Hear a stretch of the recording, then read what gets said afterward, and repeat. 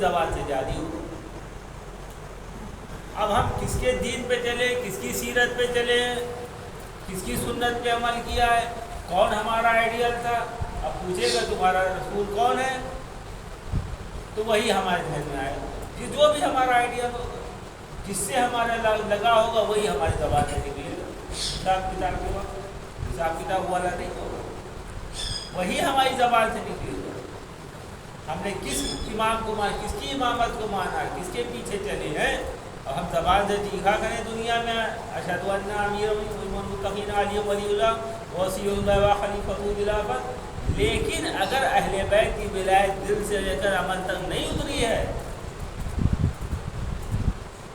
یاد رکھیے میں اپنے لیے کہہ رہا ہوں, پھر وہاں ہم جواب نہیں دے پائیں گے. وہاں پہ جواب زبان سے وہی نکلے گا جس کی اطاعت ہم کرتے تھے, جو ہمارا مہم تھا, جو ہمارا آئیڈیا تھا. زبان دل تو وہی کہے گا, آدھا جوارے کہلائیں گے جھوٹ بول رہا ہے, کہے گا تو یہی اس کا ایمان تھا. آدھا جوارے گواہی دے گا زبان, یہ ہمارا ایمان تھا. وہ چیزیں ہمارے سامنے آئیں گی. تو بھائی کتاب کون تھی؟ اب معلوم ہوا کہ قرآن ہم زبان آسمانی کتابیں چار ہیں, جس کی بھی تو ہے زبور, انجیل, قرآن قرآن, لیکن وہاں جس کتاب پہ ہم نے عمل کیا ہو تو وہی کتاب ہمارے کام ہے. اگر قرآن پہ عمل نہیں کیا ہے, اگر ہمارا قرآن سے رابطہ نہیں ہے, تو یاد رکھیے گا کہ رسول اللہ پھر وہاں زبان سے نکلے گا ہی نہیں. کیونکہ یہاں آپ دنیا کی مثال میں, اب ہم زبان سے بتائے نہیں, ایکس رے ہو جائے تو ساری بیماریاں سامنے آ جائیں. اب کسی کا ایکس رے کرے, اب وہاں زبان جلانے دو تو یہ سبونی باتیں ہیں. ہاں کام آتی ہے بہت سی چیزیں, لیکن میں مختصر بتا رہا ہوں آپ کو. وہاں پھر اگر ہمارا اللہ کون ہے, پھر ویسے ہی ہمیں پھر ہمارا عمل بتائے گا کہ ہمارا اللہ کون ہے. ہمارا جسم کا عمل بتا دے, پورے نوٹ ریکارڈنگ میں نکل کے خدا رکھ دے گا فرشتے کی, دیکھے خدا اس کا یہ, اس کا رسول کون ہے, کس کی سنت پہ عمل کر رہا ہے, بولو یہ ہے اس کا, اس کی سنت پہ عمل کر رہا ہے. پوری ریکارڈنگ ہمارے سامنے دکھا دی جائے گی. وہی قرآن انسان ہے, جب اس کو کتاب پکڑائی جائے گی نامہ اعمال, تو انسان کہ اس پہ کچھ تو چھوڑا ہی نہیں اس نے, یعنی وہ سینے کے اندر دبے ہوئے رہا, وہ سب آشکار ہو جائیں گے. جو ہمارے اللہ کے بارے میں تھے, جو ہمارے رسول کے بارے میں تھے, جو ہمارے امام کے بارے میں تھے, جو ہمارا قرآن کے بارے میں, اسی سے ہماری آخرت ہے. یاد رکھیے گا, دنیا کے برابر آخرت, یعنی آخرت نہیں ہے جیسے کہ مرنے کے بعد آخرت ہماری ساتھ ساتھ چل رہی ہوتی ہے. جیسے انگلش میں ایک جملہ لاسٹ من نہیں, یعنی مرنے کے بعد نہیں آخرت ہوتی, ساتھ ساتھ چل رہی ہوتی ہے. ادر ون جیسے ایک ہماری شخصیت ہے, یہی آخرت ہے, یہ جو زندگی گزار رہے. اسی لیے ائمہ علیہ السلام سے آپ زمانے میں دیکھیں, لوگ آتے ہیں امام کے پاس کہ مولا آج بہت حاجی آئے, اب کی بہت حج کرنے والے آئے ہیں. ابھی مثالیں ہر جگہ منتخب ہو گیا, نمازی بھی ہو سکتا ہے, روزے دار بھی ہو سکتا ہے, ادادار بھی ہو سکتا ہے, زائد بھی ہو سکتا ہے. مولا مثال دے رہے ہیں, کیونکہ جتنے حج کرنے جاتے ہیں وہ زائد بھی ہوتے ہیں, رسول اللہ کی زیارت بھی کرتے ہیں. جو روایت موجود ہے, اگر رسول اللہ کی مدینے نہ جائیں تو حج قبول نہیں ہوگا, یا چاہے دنیا کا چاہے جیسا مسلمان, تو اس بات پہ یقین رکھتا ہے اگر حج کریں گے تو رسول اللہ کی زیارت کریں گے. اور رسول اللہ کی زیارت جیسے زندگی میں تھی ایسے ان کی دنیا سے جانے کی بات ہے. یہ متفق علیہ باتیں ہیں مسلمانوں کی کہ اگر آپ حج کرنے گئے ہیں, حج کرنے گئے تو آپ کو رسول اللہ کی زیارت بھی کرنی ہے. بغیر رسول اللہ کی زیارت کے آپ کا حج مکمل نہیں مانا جائے گا, آپ کا حج قبول نہیں ہوگا. اب سوچیں, ایمان سے پوچھیں کہ مولا بہت حاجی آئے, بہت حاجی آئے ہیں. اب کہتے کہاں حاجی؟ کہتے مولا حاجی سب حج کے لباس میں ہیں, احرام باندھے ہوئے طواف کر رہے ہیں کوئی. اب مولا برتن اس کو دکھاتے, حقیقت دکھاتے ہیں, پردہ ہٹاتے ہیں اور حقیقت دکھاتے ہیں. اب دیکھو تو عجیب عجیب ان کے جانور سب پہنے, یعنی یہ سب انسان تھے بظاہر, کیونکہ اللہ کی رحمت ہے کہ جب تک موت نہیں ہے حقیقتوں پہ خدا عالم نے ان کے جسموں پہ پردہ ڈال دیا ہے. لیکن یہ سب جانوروں والی صفات موت ہیں. اب جو جس جانور کی صفات دنیا میں زندگی گزارنے کے لیے کرے گا ویسے ہی آخرت میں مشہور وہ برابر بالکل چلا کرتا ہے۔ اب وہاں دیکھا یعنی مرنے کے بعد نہیں، مولانا دنیا میں دکھا دے کہ سب ہے کون، تم دیکھ لو تو ہمیں اپنے لیے مجھے استغفار کرنا چاہیے کہ کہیں میں ایسا تو نہیں ہوں، میری توحید زبانی تو نہیں رہ گئی ہے، میرا اللہ کے رسول کا اقرار زبانی تو نہیں ہے، کہیں ہماری ان کی ولایت ہماری زبانی تو نہیں ہے، کہیں قرآن ہمارا زبانی تو نہیں ہے۔ یاد رکھیے کہ میں یہ فرش اعضا ہمیں اس بات کی دعوت دیتی ہے کہ دیکھو ایسے اگر ہمیں یہ سب صفات ہیں تو اس فرش اعضا کا مقصد کیا ہے؟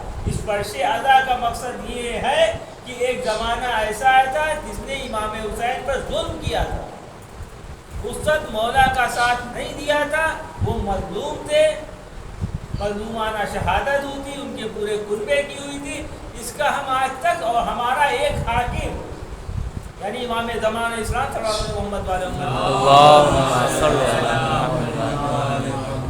وہ پردے غیب میں بیٹھے ہیں اور انتظار کر رہے ہیں اس خون کا بدلے کے لیے۔ تو ہم یہاں پہ آتے ہیں آج 1300 سال سے مطلب 61 ہجری کے بعد سے جتنے بھی لوگ آئے ہیں وہ یہی انتظار کرتے ہیں جب امام زمان اسلام آئیں گے تو ہم ان کے لشکروں میں شمار ہوں گے، خون حسین کا بدلہ لیں گے، دنیا میں عدل و انصاف کا قیام ہوگا۔ تو جو ہمارا مقصد ہے عزاداری کا یا عزا میں آنے کا صرف اور صرف یہی مقصد ہے، اسی لیے ہمیں کوئی بلاتا نہیں ہے، ہمیں کوئی بلاتا نہیں۔ آپ غور کریں کہ کسی اور جگہ آپ بلاتے ہیں اہتمام، لیکن یہاں آپ آئے آپ سے لاکھ اختلاف ہو لیکن آپ فرش اعضا کے نام پہ آگے بیٹھ جاتے ہیں۔ کیوں؟ کیونکہ آپ اپنے امام کی محبت میں آئے ہیں، اپنے رسول کی محبت میں آئے ہیں، فاطمہ زہرا کی مودت میں آئے ہیں۔ تو ہماری زندگی جو ہے یاد رکھیے جتنے انسان کے پاس نعمت ہوتی ہے اتنے ہی زیادہ اس کے پاس آزمائش ہوتی ہے۔ تو ہمارے پاس نعمت سب سے بڑی خداوند عالم نے ہمیں توحید سے نعمت کرا، اس سے بعد جو نعمت ہے اللہ کے رسول کی رسالت سے نوازا عقیدے سے، پھر ولایت علی ابن ابی طالب کا عقیدہ کیا، اس کے بعد جو ان کے بعد 11 ائمہ جو اس کی ولایت تک یقین رکھتے اور امام زمانہ اسلام کے آنے کے منتظر۔ فرش اعضا اسی لیے ہوتی ہے، یہ ہم پرسہ دینے کسے آتے ہیں؟ یہاں اہل بیت تشریف لاتے ہیں، ہم امام زمانہ کو پرسہ دینے آتے ہیں کہ مولا آپ کے جد کی شہادت ہوئی تھی اس لیے ہم آئے ہیں، ہم مجبور تھے، ہم اس دور ہم نے نہیں دیکھا یا معکوم فافود معکوم، اگر ہمیں وہ زمانہ ملتا تو ہم ضرور آپ کی مدد کرتے۔ تو خدا اندھیرا ہمیں آزما رہا ہے، دیکھو ایک زمانہ نہیں ملا لیکن ایک زمانہ آئے گا جب تمہیں اپنے امام کی نصرت کا وعدہ تم پورا کرو گے، چاہے تم اس دنیا سے چلے جاؤ گے تو خداوند عالم قبروں سے اٹھا کے زندہ کر کے لائے گا کہ تم اس لائق تھے، تمہاری حسرت تھی کہ حسین کی طرف سے لڑتے تو آؤ حسین کے بیٹے کی طرف سے لڑو، نظام ظلم کو ختم کرو۔ تو عزیزان گھر امام زمانہ آئیں گے صرف اور صرف کیا کرنے کے لیے؟ ظلم کو ختم کرنے کے لیے، عدل و انصاف کے قیام کے لیے آئے گے۔ ظلم نہ اپنے اوپر ظلم ہمیں کرنا ہے نہ معاشرے میں ظلم کرنا ہے۔ جہاں سے یاد ہے کہ خداوند عالم نے کے بارے میں جو توحید کے بارے سب سے بڑا ذریعہ ہمیں لیے جو توحید نے توحید کے بعد جو ہم سب سے بڑی چیز جو ہمارے فقہ جعفری مانی جاتی عدالت اللہ کی، پھر اس کے بعد کیونکہ خداوند عالم کی عدالت نہ ہوتی، اگر خداوند عالم نے جیسے گمراہ کرنے والا شیطان تھا تو خدا کی طرف لے جانے والے رہبر نہ ہوتے ہدایت کرے عدالت کے خلاف کر انسان کو بے سر و ساما چھوڑ دیا جائے۔ تو جس طرح سے خداوند عالم نے ہمارے شیطان ہمارا جو کھلا ہوا دشمن ہے جگہ جہاں بہکانے والا، ہر طرح دوسرے کام کو بہکائیں گے، ہر جگہ بہکائیں گے، ہم وسواس پیدا کریں گے، لیکن اسی طرح سے خداوند عالم نے دین کی حفاظت کے لیے، دین کی نمائندگی کے لیے معصوم پاکیزہ لوگوں کو جو ہمارے والدین سے زیادہ شفیق و مہربان ہے ان کو ہمارا رہبر بنایا۔ اور امام زمان صاحب خود فرماتے ہیں کہ اگر ہم ایک لمحے کے لیے تم سے غافل ہو جائیں تو دنیا کی حوادثات کو اڑا کے پھینک دیں، کہ آج دنیا ڈرتی ہے کسی سے، یاد رکھیے گا وہ صرف علی ابن ابی طالب کی وجہ سے، اور اسے کوئی خطرہ نہیں ہے۔ دنیا کے جتنے ظالم اگر انہیں کوئی پریشانی ہے تو اولاد علی سے پریشانی ہے جو نظام عدل قائم کرے. جہاں جتنے ظالم کس سے چڑھتا ہے بھئی، ایک دو طبقہ ہوتا ہے کہ آپ ظلم کریے، ٹھیک ہے آپ کریے، ہم نہیں کر رہے، ہم آپ کا ساتھ. لیکن یہاں پریشانی ہے کہ اگر ہم یہاں جو مولائے کائنات نے جو وصیت کی تھی وہ یہ وصیت نہیں کی تھی ظالم کا ساتھ نہ دینا، مظلوم کی مدد کرنا. مولائے کائنات جو اپنی آخری وصیت کرتے ہیں کہ جہاں جہاں تک یہ پہنچے، بغیر انسانیت کے بھی وصیت کرتے ہیں کہ تمہیں ظالم سے پہلے لڑنا ہے. مولا نہیں کہتے مظلوم کا ساتھ دینا، ظالم کی مدد نہ کرنا، ظالم سے نہیں، پہلے مولا کہنا وصیت کرتے ہیں کہ تمہیں ظالم سے لڑنا ہے. پہلی شرط ظلم کے خلاف مٹانا ہے، اس کی پہلی شرط ہے ظلم کو ختم کر دو. نہیں کرتے زبان سے کہو، نہیں کرتے تو خود وہ کام نہ کرو جو وہ کر رہا ہے، اس کو تبرہ کرو، اس سے برات کرو، اس پہ لعنت کرو. اس کے بعد کہا ہے مظلوم کی مدد کرو. دنیا میں جتنے لوگ ہوتے ہیں ان کا طریقہ نہیں ٹھیک ہے، ظالم ظلم کر رہا ہے ہم تمہارے ساتھ ہیں اسے، لیکن یہ مرد پہلے ظلم کو ختم کر دو. جب ظلم ختم ہو جائے گا تو مظلوم خود نہیں رہے گا. جب تک ظلم ختم نہیں ہوگا تب تک مظلوم دنیا میں رہیں گے. تو ظلم مظلوم کے بننے کی جو فیکٹری ہے اسے ہی تباہ کرو. وہ جو اسباب ہے مظلوم بننے کے اسی کو ختم کر دو. اور وہ کب ختم ہوگا؟ جب نظام عدالت ہوگا. اور نظام عدالت کون قائم کرے گا؟ ہم جیسا نفس پرست نہیں آدمی گا، وہ الہی نمائندہ ہوگا، بظاہر بشر ہوگا لیکن تمام نقائص سے پاک ہوگا، کیونکہ دنیا آخرت اس کے سامنے آیا ہوگی. اہل بیت کے سامنے علم ان کا ایسا ہے. اور ایک بار آپ تصور کریں، مولائے کائنات سے جب پوچھا گیا کہ بتاؤ کہ ظلم، تو مولا تعریف کرتے ہیں کہ ایک چونٹی کے منہ سے میں جو کا چھلکا نہیں لے سکتا ہوں. تم تھوڑی تھوڑی دنیا کے لیے مرے جا رہے ہو، ایک حکومت کے لیے پوری دنیا کی حکومت کی بات مولا کر رہے ہیں. ایک گھر کی، ایک قبیلے کی، ایک سے جب لوگوں نے بغاوت کی، مخالفت کی ان کی، تو مولا نے ایک جملہ فرمایا تھا کہ پوری دنیا کی حکومت اگر مجھے دی جائے، اس کے بدلے میں علی سے کہا جائے کہ ایک چونٹی کے منہ سے جو کا چھلکا چھین دو، تو علی اتنا بھی ظلم نہیں کرے گا، کیونکہ اسے معلوم ہے علی کو اس کی حقیقت کیا ہے. اس کی حقیقت جو کہ سامنے ہے، عدالت الہی کے مظہر ہے، پہ کر جانتے ہیں اس کا نتیجہ ہوگا کیا ہوگا. یہاں جو آپ ذرہ برابر انسان جو گناہ کرتا ہے 50,000 سال کے برابر آخرت میں شمار ہو جائے گا. اسی طرح یہاں کی لمحے بھر کی نیکی 50,000 سال کی عبادت سے افضل ہو جائے آخرت کی یاد. خداوند عالم نے جو ہمیں دعوت دی تو سورہ جمعہ میں پہلے اپنی حکمت 4 صفتوں کا انتخاب کیا. رسول کو جب بھیجا تو 4 صفتوں، پہلا ملک ہے، دوسرا قدوس ہے، تیسرا حکیم ہے، چوتھا عزیز ہے. تو اب ایک صفت آپ سن لیجئے، بس کرواتے ہیں محمد والے خداوند عالم میں ملک ہوں. ملک کے معنی بادشاہ نہیں، تم بظاہر تم سمجھتے ہو تمہاری قدرت ہے، نہیں میری قدرت. اس کے بعد لفظ قدوس. قدوس کیا ہوتا ہے؟ قاف دال سین مادہ ہوتا ہے. اس کو کہتے ہیں انسان کی حقیقت کیا ہے. تم جان تو میں جاننا ہوں تمہاری حقیقت کیا ہے. جیسے مثال کے طور پر ہر انسان پاک ہو جائے. نماز سب نے پڑھی، نماز سب پڑھ رہے ہیں، سب کی نماز قبول ہو گئی، لیکن کیا رسول اللہ کی نماز ہماری نماز برابر ہو جائے گی؟ یہ جماعت میں سب ہے، فرض کے ساتھ ایک آدمی کی نماز قبول ہوئی، پوری جماعت کی نماز قبول ہو گئی، جماعت کے اتفاق. لیکن کیا ہر آدمی کی نماز برابر ہو جائے گی؟ جماعت میں نماز پڑھنے گئے تو نماز تو سب کی قبول ہو گئی، لیکن کیا ہر آدمی کی نماز کی جزا وہی ہوگی؟ یہ دوسرے نہیں، برابر نہیں ہے سب کی جزا. اب جیسے ہی جس کا خلوص ہوگا، جیسے ہی جس کی پاکیزگی ہوگی، ویسے اس کی نماز ہوگی، اس کے مرتبہ ہوگا. اسے کہتے ہیں قدس. اسی لیے عرب استعمال کرتے تھے قدس کو، قاف دال سین کو. جب کنویں میں گہرائی، یعنی کنویں میں گہرائی ناپنے کے لیے جو پتھر استعمال ہوتا تھا اسے قدس کہتے ہیں. لفظی معنی جو ہوتا ہے قدس کے، اسی سے لفظ قدوس بنا ہے، یعنی پانی میں گہرائی کتنی ہے کنویں کے پانی کی، وہ ناپنے کے لیے. تو عمل میں گہرائی کتنی ہے؟ مثال کے ہم سب فرش ادا پہ بیٹھے ہیں تو سب کا یہ برابر ہے. اب اس میں کتنی گہرائی ہے اسے قدس کہتے ہیں. تو خداوند عالم پر ایسی جزا دینے والے سب قدوس ہے، سب سے زیادہ گہرائی کو جاننے والا ہر آدمی. کہتے ہیں کہ میں نے رسول بھیجا ہے، وہ پہلا تو ملک ہے، ملک کی صفات خدا نے بتائی، دوسرے قدوس کی بتائی، اور تیسرے حکیم کی، اور چوتھے آپ عزیز کی صفت. تو آپ ایک قدوس، اسی لیے عالم قدس کہا جاتا ہے، قدسی صفات کہا جاتا ہے. یعنی پاکیزہ سب جنت چلے گئے، لیکن عالم قدس میں یعنی ان کا اسٹیٹس کیا ہوگا. جو عالم قدس میں ملائکہ تھے، آپ سنتے رہتے ہیں کہ آدم کے سجدے کی بات آئی تو تمام ملائکہ نے سجدہ کیا. تو یعنی خداوند عالم جو وہاں اسٹیٹس دے گا انسان کی خود وہ پاکیزگی کی بنا پر، جہاں آخرت میں اس کا اسٹیٹس بنے جنت کے اندر.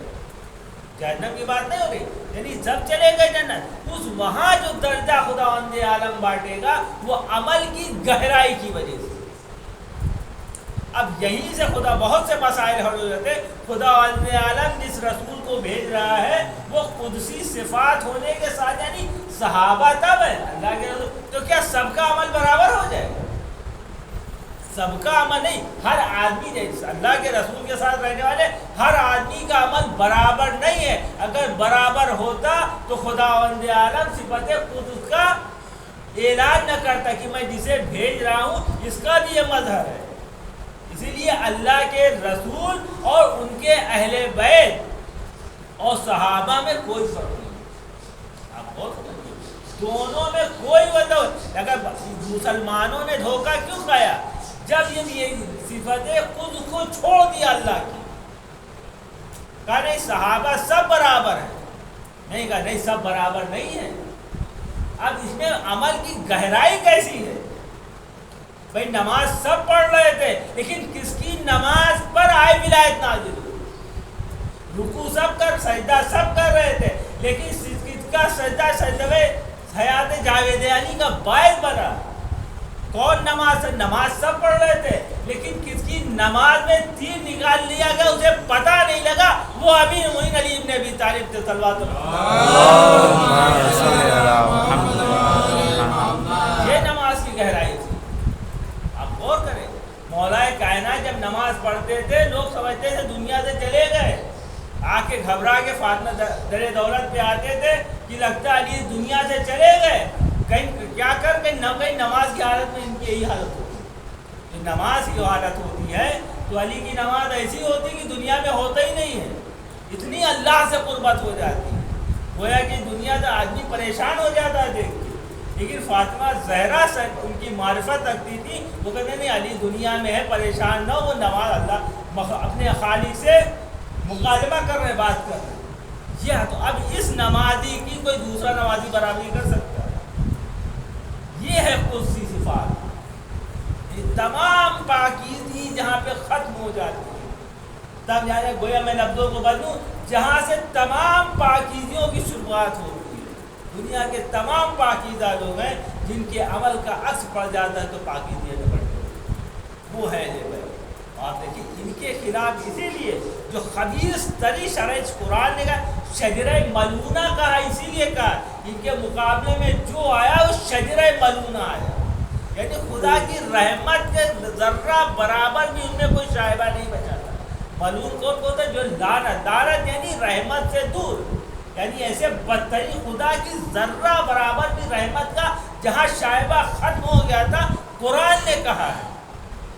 میں نہیں کہہ رہا ہوں، قرآن شجرہ ملعونہ کہہ رہا ہے ان لوگوں کو جو اہل بیت کے مقابلے میں. اب کیسے کیوں اتنے خبیث لوگ تھے. اسی لیے مولا نے کہا تھا اگر تم یہ بھول گئے ہو خدا رسول کا تو جھوٹا دعویٰ کر رہے اللہ کے رسول کے نام پہ، تو کہ انسانیت تو تمہیں بچی. کہ انسان جو ظلم نہیں کرتے، انسان کا بھی جب پیٹ بھرا ہوتا ہے تو دوسرے کے اوپر حملہ نہیں کرتا ہے. انسان کو جب جانور کو کسی سے خطرہ نہیں ہوتا تو اس پہ کبھی جتنا بڑا درندہ ہے وہ حملہ کب کرتا ہے؟ جب اس کے شکم یا زیر شکم کوئی حائل ہو جاتا ہے. لیکن ایسے بدبخت لوگ تھے کہ اہل بیت ان کے ساتھ نیکی کر رہے تھے اور یہ ان کے ساتھ دشمنیاں کر رہے تھے. اور ان کے ساتھ جو لوگ تھے وہ کس نے پاکیزہ تھے. تصور کریں جناب جون جو اپنے کو اسرائیلی مبالغہ آرائی نہیں کر رہے ہیں جناب جون کہ مولا اجازت، کیونکہ جون کو اپنی حقیقت معلوم ہے کہ جہاں عباس جیسا مولا کائنات کا بیٹا وصیت دے چکے ہیں، جب جناب عباس آئے تھے جہاں مولوی نے کہا تھا کہ علی آپ نے جو ہے میرے بیٹے کو حسن کے حوالے نہیں کیا کہ میرے بیٹے سے وہ خطا ہو گئی، تو مولا کائنات کو مولوی کیسی باتیں کرتے، نہیں عباس تو میری آخرت کی آنکھوں کی ٹھنڈک ہے، عباس جو ہے علی پوری دنیا کی کائنات کی آخرت کی آنکھوں کی ٹھنڈک علی ابن ابی طالب ہیں، اور جناب عباس علی ابن ابی طالب کی آخرت میں آنکھوں کی ٹھنڈک، یہ مرتبہ جس بیٹے کا ہو وہ فاطمہ کے بیٹے کے سامنے غلام بن کے آپ تصور کریں جناب جو ہم دیکھ رہے تھے، اگر کسی نے سب سے زیادہ اس کربلا کے میدان میں بھی حسین کے ساتھ تھے، انہوں نے جو لوگ زیادہ اہل بیت کے قریب رہے ان میں جناب جون ایک، جناب ابو ذر کی جب شہادت ہو جاتی ہے، انتقال ہو جاتا ہے رمضان سے، تو وصیت کرتے ہیں تم اہل بیت کے پاس چلے جاتا ہے، یہ آتے ہیں اور پوری زندگی خدمت میں گزار دیں، زمانہ پورا گزار دیتے، کیسی معرفت رہی ہوگی، جانتے تھے کہ کربلا ہونے والی ہے، سنا تھا حدیثوں روایتوں میں، تو یہ نہیں جانتے تھے، سب جانتے تھے کہ اپنی حقیقت بھی جانتے تھے، جون نے بتایا کہ حسین کا مرتبہ کیا ہے، زبانی جان نہیں کہ مولا میں میرا نسل اس لائق ہے، میرا حسب ہے، میرا نسب ہے، میں ملک سے تھا، انسان جو بھی دنیا میں فضیلتیں ہو سکتی تھی، اگر آخرت اس میں کسی بھی ایسی فضیلت میرے پاس نہیں ہے کہ میرا خون آپ کے پاکیزہ خون میں شامل ہے۔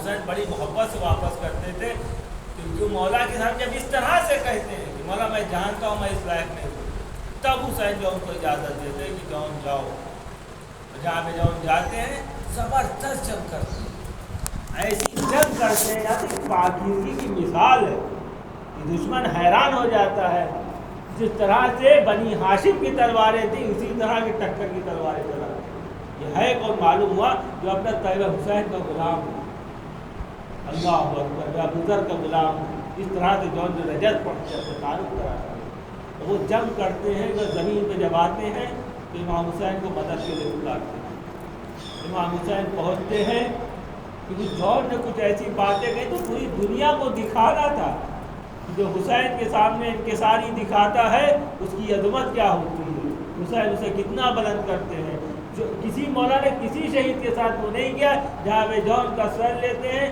اپنے زانوں پہ رکھتے ہیں اور بڑی حیرت حسرت سے بڑے دستے شفقت پھیرتے ہیں اور اتنا نورانی چہرہ کر دیتے ہیں، دعا کرتے ہیں اللہ سے پروردگار اس کے چہرے کے دنیا کو دکھا کہ اس کا چہرہ کیسا ہے، اس کی حقیقت، اس عالم قدس میں اس کا مرتبہ کیا ہے، یہ دنیا دیکھ لے، رہتے قیامت تک کے لیے نذیر بن جائے، اللہ اکبر، خداوند عالم اسے دکھا دے، اللہ اکبر۔ اب جناب جون جب چوتھے امام کربلا کی زمین پہ آتے ہیں اور باعجاز اپنے بابا کو دفن کرنے کے لیے، تو بنی اسد ایک سوال کرتے ہیں، یہ فرزند رسول یہ بتائیے ہم نے جتنے لاشیں دفن کی سب میں خوشبو آ رہی، سب معطر ہے، لیکن ایک شہید جو کہ سر و تن میں سب کی جدائی ہو چکی تھی، یہ کس شہید کا لاشا ہے جو اتنا نورانی ہے، اتنا معطر ہے، ہم نے ایسی کبھی نہ خوشبو دیکھی نہ ایسا نور محمود کیا، اتنا ایسی قدسی صفات کس کا ہے لاشا؟ تب جناب مولا زین العابدین فرماتے ہیں یہ ہمارے چچا کا لاشا، جون کا لاشا، اور یہ میری بابا کی دعا کا اثر ہے، آپ تصور کریں۔ لیکن اس کے بعد بنی اسد نے ایک اور سوال کیا تھا چوتھے بات سے کہ مولا بس ایک سوال اور کرنا چاہتے ہیں آپ سے، تو مولا فرماتے بنی اسد سوال کرو، کہ مولا ہم نے آپ کے بابا کے جسم کو دیکھا، کوئی ایسی جگہ نہیں تھی جو زخمی نہ ہو، تیر کے، تلوار کے، تبر کے، حتیٰ کہ پتھروں کے نشانات ہم نے آپ کے بابا کے جسم پہ دیکھے، لیکن کچھ ایسے نشانات ہم نے آپ کی بابا کی پوچھ پہ دیکھے ہیں جو ہمیں سمجھ نہیں ہے کس کے نشان ہے، تو مولا تڑپ کے جواب دیتے بنی اسد سنو یہ ان گٹروں کے نشانات ہیں جو میرا بابا شب کی تاریکی میں جو ہمارے دوست ہوتے تھے وہ ہاتھ مانگ کے پہلے کے چلے جاتے تھے، لیکن جو ہمارے دشمن ہوتے تھے وہ ہمارے شرمندگی کی مجبوری میں ہمارے دروازے پہ نہیں آتے تھے، کیونکہ ہمارے دشمن تھے، انہیں شرم آتی تھی تو ہمارا بابا شب کی تاریکی میں ان کے لیے جاتا تھا، گھروں میں اس طرح سے مدد کرتا تھا رات کی تاریکی میں کہ ان دشمن تھے لیکن وہ نہیں چاہتے تھے